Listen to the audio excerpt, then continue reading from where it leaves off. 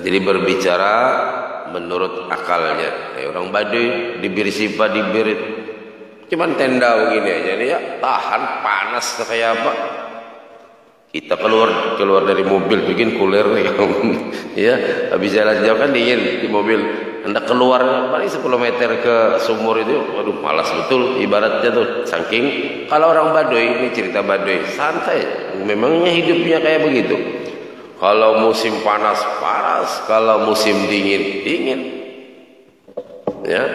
Nah, jadi akal sesuai dengan kemampuannya. Banyak kasus karena tidak berhati-hati pada ilmu, belum sampai pahamnya harus mempelajarinya, maka yang dahulunya sholat jadi tidak sholat. Sama ada kalimat, barang siapa yang ma'rifat kepada Allah, siapa yang ma'rifat kepada Allah, ibadah itu tidak masalah. Nah di sini banyak orang yang memahami siapa yang ma'rifat kepada Allah, ibadah itu tidak masalah, ada sembahyang lagi sih. Maksudnya siapa yang ma'rifat kepada Allah, saking cintanya kepada Allah, ibadah yang berat itu biasa aja. Tidak masalah itu biasa aja. Tahajud biasa aja. Bukan tidak tahajud, bukan tidak sholat. Mentang-mentang sudah ilmu ma'rifat, wah mantap, meripat ya.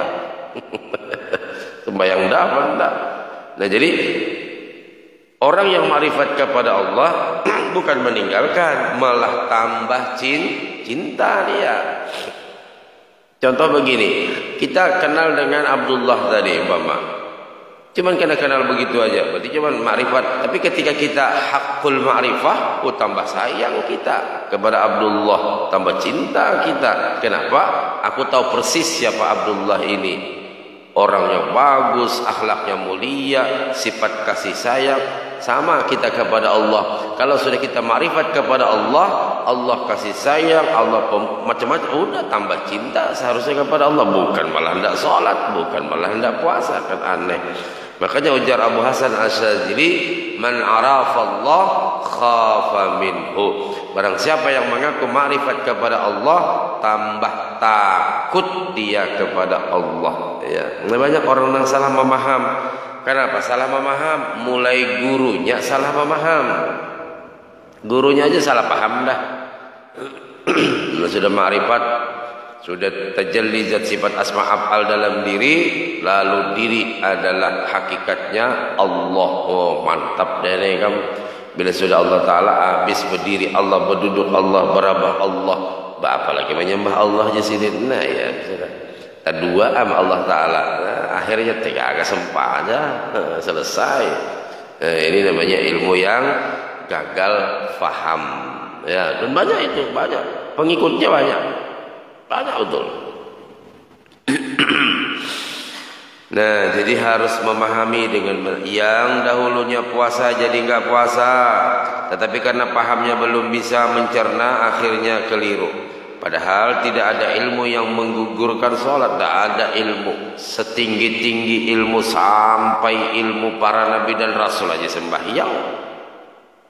Iyalah ada yang mengajarkan tubadil kepada mimdal Nur Muhammad, tapi kada sembahyang. Itu Muhammad nang mana diupati? Jangan-jangan sudah amat. Ya ada gitu, banyak. Ya. Di kampung-kampung yang kadang-kadang banyak betul itu Pak, banyak betul. Karena kita keliling di mana-mana, di mana Jawa, Bugis, banyak ada semua itu. Wah sini tidak ada lagi sholat Ustaz, pokoknya macam-macam. Nah itu artinya ketika kita belajar hati-hati ya. Di kota Bang, di kota ini banyak juga. Nah maka dari itu salah satu di antara yang menyelamatkan kita majlis kayak gini, majlis di mana-mana masjid, ada gurunya, ada kitabnya, jelas gurunya di mana sekolahnya, jelas sanadnya, udah aman dah itu. Ya. Nah jadi akhirnya tidak bisa mencerna, lalu keliru padahal tidak ada ilmu yang menggugurkan sholat.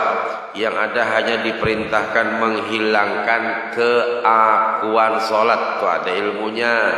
menghilangkan namanya sifat ananiyah, sifat keakuan, jangan merasa aku. Nah itu memang disuruh.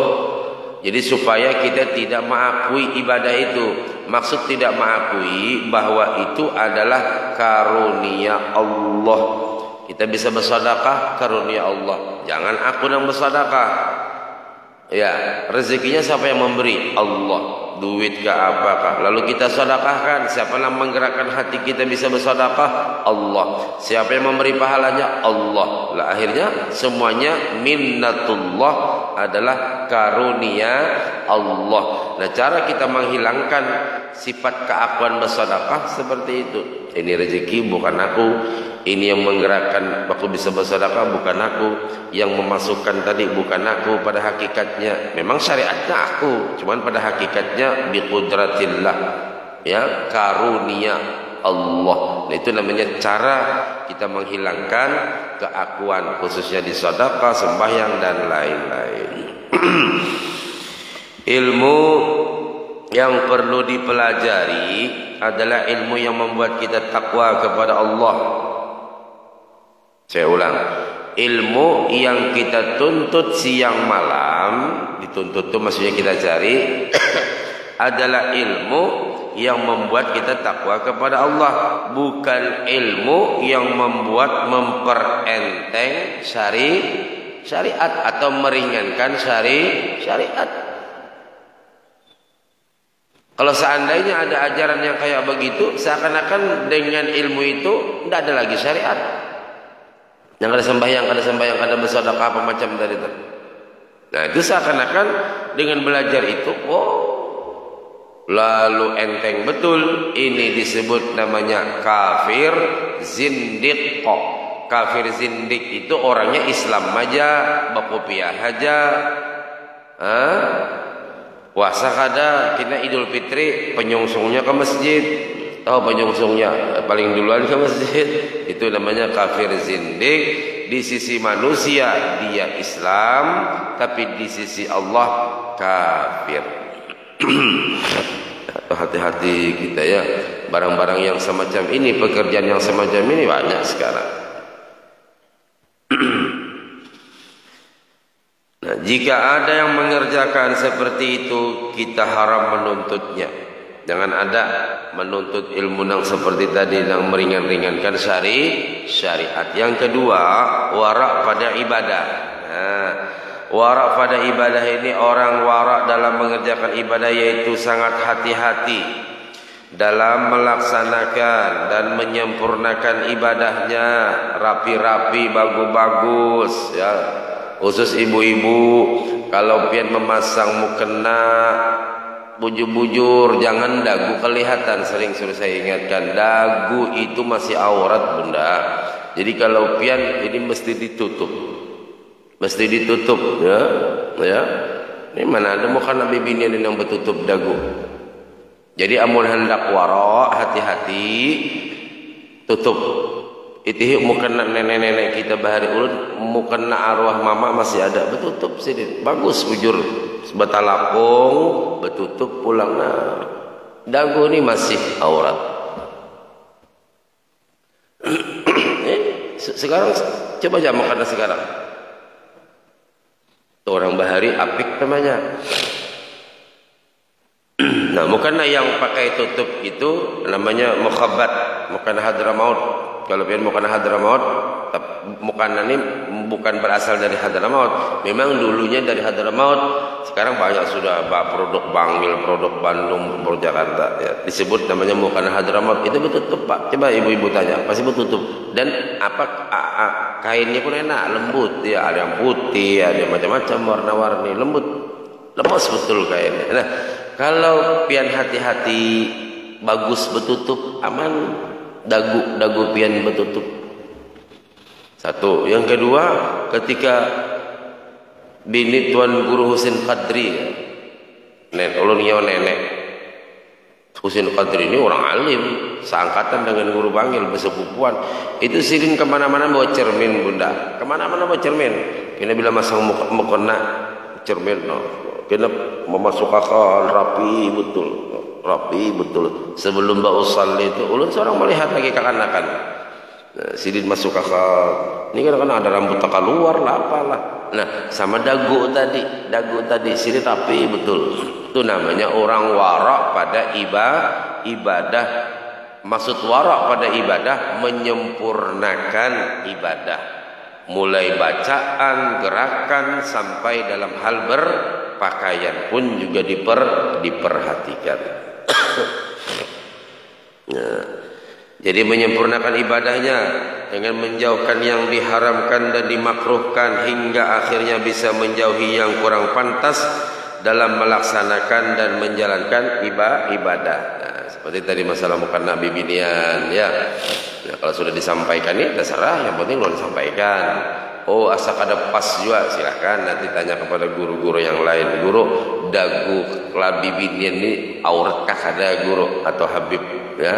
Bib dagu bibinian ini aurat apa kada? Bila aurat kan perempuan wajib menutup semua auratnya ketika dia sholat kecuali muka, nah, dan tapak tangan.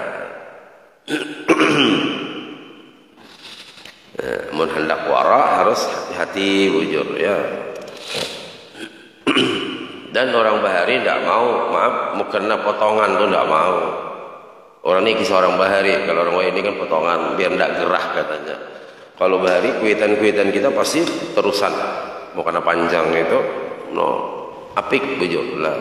Tangannya, wah ini ada nang biasa aja. Apa aja, yang penting sembahyang daripada kada. Ini kisah warak ibunda ya, kisah warak tadi. Kisah warak itu artinya kisah hati-hati.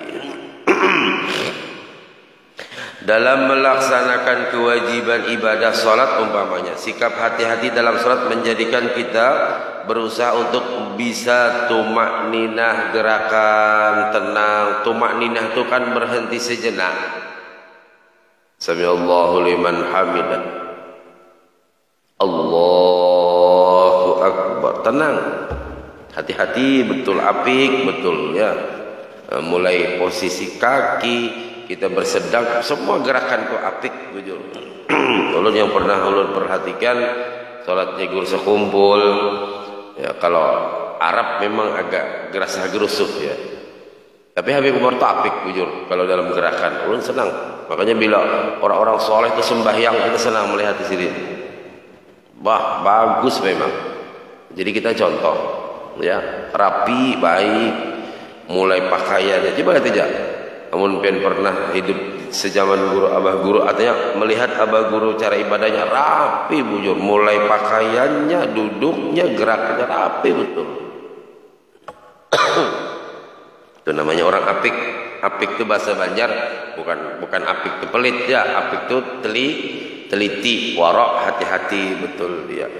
Yang ketiga, warak pada kedudukan ya. Kena kita lanjutkan lagi, mudahan berataan, panjang umur, sehat walafiat, dan memasuki tahun baru Islam 1446 Hijriah ini. Mudah-mudahan berataan semuanya diberikan Allah keistiqamahan dalam beribadah kepada Allah di tahun ini. Mudah-mudahan tahun ini lebih baik semuanya dalam segala hal daripada tahun kemarin. Umpama ada masalah-masalah yang dihadapi pada tahun kemarin, mudah-mudahan tahun ini sudah tidak ada lagi. Mudah-mudahan juga Allah berikan pada tahun ini keberkahan dalam setiap usaha, ikhtiar, aktivitas kita.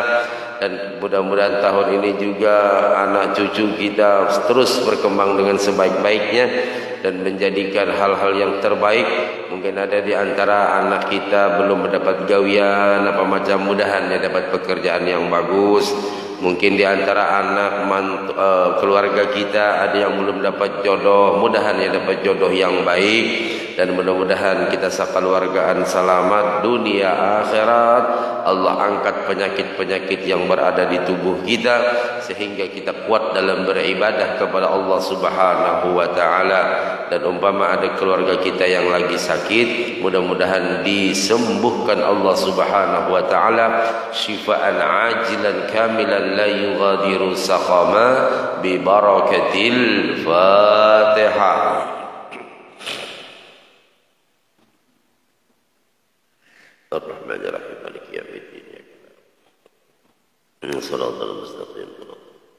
Amin ya Allah ya Rabbal Alamin. Bismillahirrahmanirrahim. Afu anna ya Karim wa'fu anna ya Rahman ya Arhamar Rahimin. Allahumma anfa'na bima 'allamtana. Allahumma anfa'na bima 'allamtana.